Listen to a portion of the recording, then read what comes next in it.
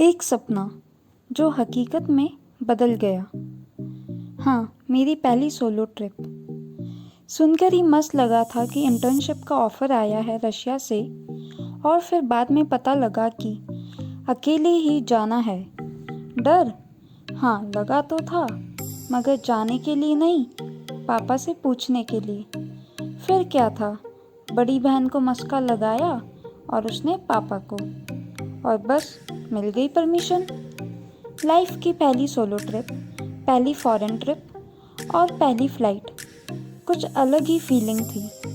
Passport ready था, visa लग चुका था, बैग पैक हो चुका था, बस जाने की तैयारी थी।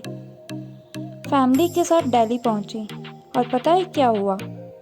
मम्मी खो गई कहीं भीड़ में। ना उनके पास मोबाइल था और ना ही उनको किसी का नंबर याद था।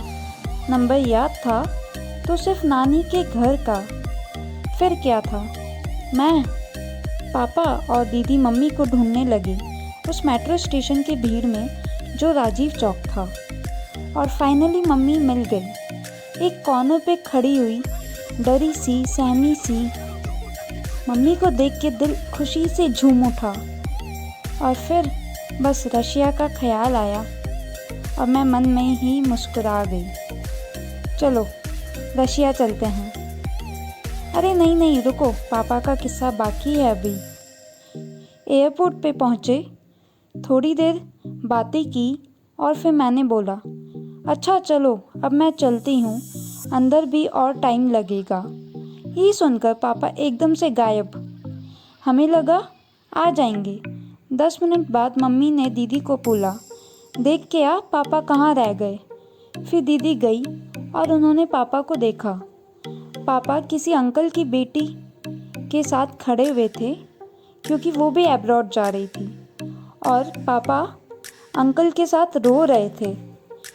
दीदी ने पापा को बोला कि पापा चलो ना, वो जा रही है, उससे मिल लो।